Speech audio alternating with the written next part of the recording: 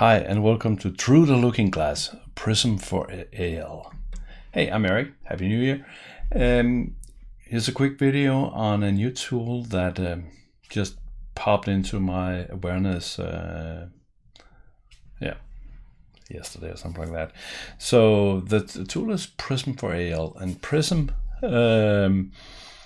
used to be this rather cool tool for CAL, where you could do cross-reference and find where used and all that stuff that we now kind of have in Visual Studio Code, but we never had in C-Side. And they have now created a CL version.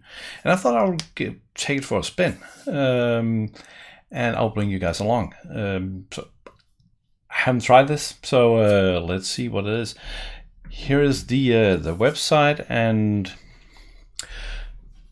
take it for a spin. Well, that's exactly, let me see, find my mouse. That is exactly what I'm gonna do. I actually already installed it, and there is a trial key here where you can install it, and it says that it's valid until January 17. Statical.com. I'll put the link down below. Right after, you can find it right after you hit the subscribe thingy. Anyway, so when you start Prism for AL, you're let me get rid of this one. You're greeted with the control panel, and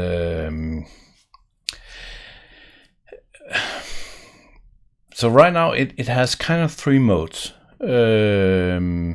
Where you can look at workspace modules and direct dependency, but there's also a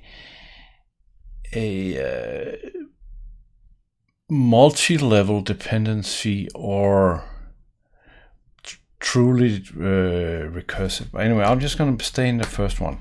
I will open. I actually just opened because it takes a bit of time the first time. So I think I'll open the BC script extension. And the first thing that's happening is that everything is loaded. And the first time you hit something that it hadn't seen before, it seems to take a longer time. So I'm presuming some caching occurs, and then it starts on the wrong screen, but we can fix that. So here is the start page, and what do we get in the start page? We get a overview over all the modules that, so in this case it's the BC script, and we can see that there are dependencies on just the Microsoft base applications. What else can we see here? We get a quick, can I close this one again? Or do I need to click on something else, or another one? Well, we can see how many objects there are. So currently there's 33 objects in BC script, and there's 6,544 in base app. And on the left side, I get a tree view of the different modules. So let's see, in BC script we have 2 pages. So when I click the scratch pad page, let me see if I can make this. So I try to run the screen on a low resolution so you guys can actually see what's happening. There does not seem to be any way of scaling the content in here. So now we get a page, and we clearly get the page viewed differently than we usually do in Visual Studio Code.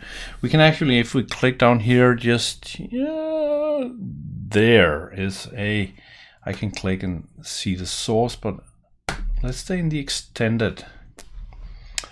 So we get properties, caption, page type, and we get the global variables here.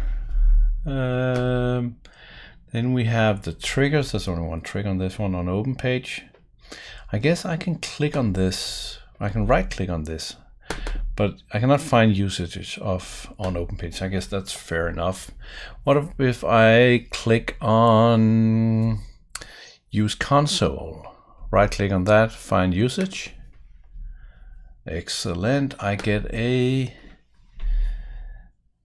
list that this is used on OpenPage, this is used in a control, and it's used twice in a procedure. That's pretty nice. Scrolling is super fast. Let's see if I actually support something. Kinda. I have, okay, totally sidetracked. I have the Microsoft Dial, which can, see if I do this, now it's configured to be scrolling, but it's still very, very fast scrolling. Anyway, I'll try to not scroll as much. So we have the controls, they are area, grid, control. I keep scrolling with them. So it's formatted very, very nicely. It's the same information. We got the code. Then we have the procedures: eval code, execute, pretty JSON, download JSON, dump expression. So it's a nice view, nice way to look at it. Let's find something in here. Let's go to execute. So let's do, there's a run unit here, interpreter.run unit. What can I do with this? I can click on that and I get moved to the spot. That's nice. Can I do alt arrows and get back where I were? No, maybe this one. Yeah. Okay, there's a red dot. No. Oh, hang on. That's not what I wanted to do. Run unit here. So if I right click on run unit, find usage. So I have usage in the Scratchpad, in the WebPad, and WebPad. There are two different. There's an execute web and execute web 2. Okay, that's nice. Okay, so that's a page. Let's see what else do we have. The HTML editor, code editor.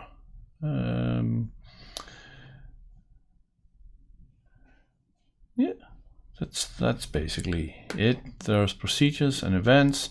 So if I click on an event here, can I see where that's used? No. Huh. Well, I can click on the parameter of an event. No, that's not right. I'm not sure what the difference is. Why this is red and this is blue. But anyway, let's set language. Let's see, find usage. This certainly works. That's great. Actually, let me go and so. Here's a code unit. That's a simple code unit. Let's find the interpreter is getting to be quite big. Run statement. Find usage of variables inside this procedure.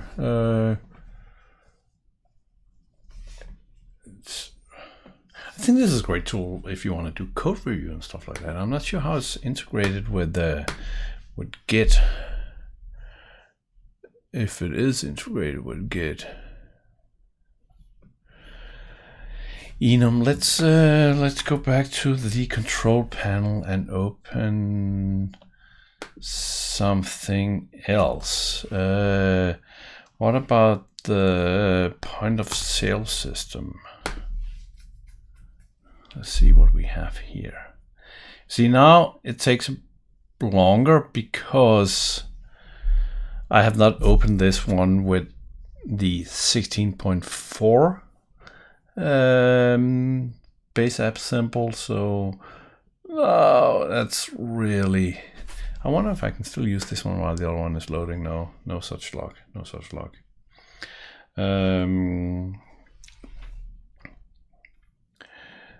So that was stupid of me. You know what, I'm gonna cancel this one again because that's gonna take forever. Let's just check the tic-tac-toe one. That seems to be quicker because I already loaded that. Isn't it amazing? I warned myself in the beginning that something is trying to prevent it's taking time, and then I decide to do it anyway. Brilliant. Okay, so this one opens up also on the other screen.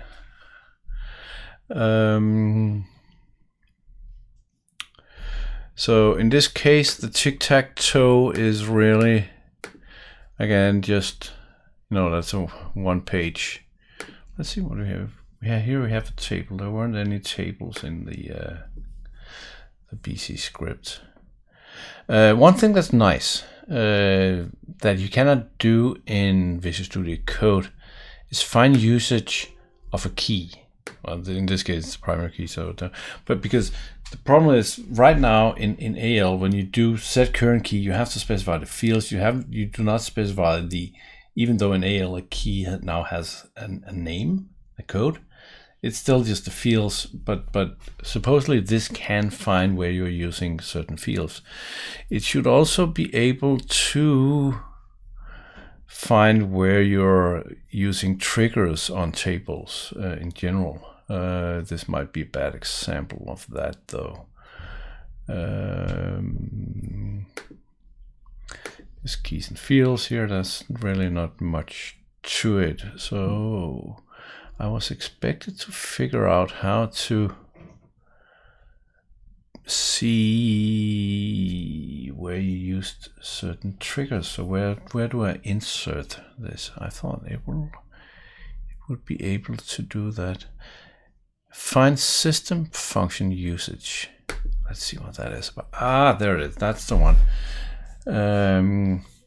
So where do I, you know, let's take a simple, where do I insert this table? I do this here. That's actually pretty cool. I like that. So that could be very, very, very handy. Right click, find system function usage. So where do I let's do find all these and I don't think I do that much in this app. Doesn't really matter. No, I don't. Do I delete? Where do I actually delete records from this table? I don't.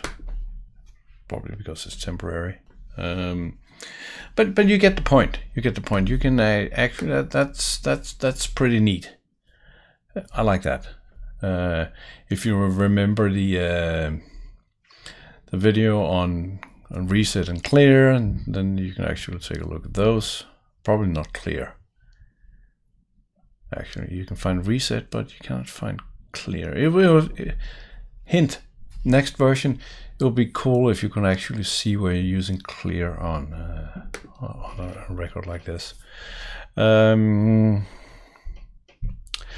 What else can we see here? What about enums? Where do I use blank?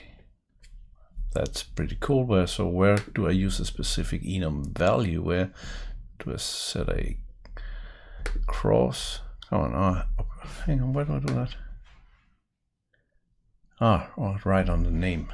There we go. Huh. Yeah. Pretty nice. And supposedly I can do the same thing in the base app. So if I go down to the base app and then I open let's try one thing here. So let's try sales line. Find system functions on sales line. Where do we create a sales line? Oh, there's a detail. Let's see. So now it takes some time. Elapsed. There we go. That's 10 seconds. That's 12 seconds. 12, 13, 14. Come on, you can do it. And we have 81 usage where the base app is inserting sales lines. That's nice. That's nice. I can certainly use that. And it finds, you see here, so we got all the insert, but what about this insert that's here? Add new sales line. So let's get rid of this one. In this case, we have okay, I click it on system function insert, and then I get the manual. That's cool. That's a good idea. Yeah, Microsoft, that you should take notice of that one. That's actually pretty nice. So this is insert, and I guess there is a width here. So yeah, that is pretty cool. What else can we do? What happens if we right click on a page? Any system function usage on a page? So we can see where we are running this page in lookup mode, run modal. Yeah. It's nice.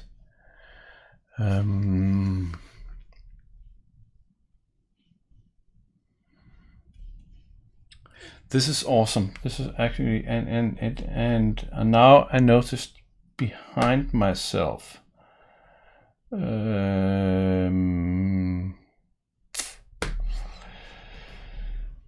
Behind my, let me move my.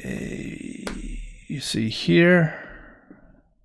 I'm looking at it. It says master. So there is some sort of git +5, so there is certainly something with git, but I probably need to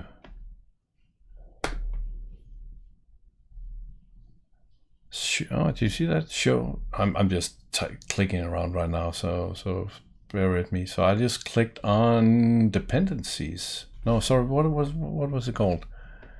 Show module relations. Bam. So we see that my tic-tac-toe has a dependency on application, and I guess sort of. But yeah. So that's Prism for AL. Actually, let's put that back up here for a second. I'll just put myself back in the corner because that's where I belong right now. Where did it go? It moved to another screen. So yeah, static-cal.com. Give it a spin. Let me know in the comments if you find other features in this one that's interesting. I'm gonna play around with it a bit more. At least I got until January 17th. Yeah, I think that's it for now. Have a wonderful day, and I will see you next time.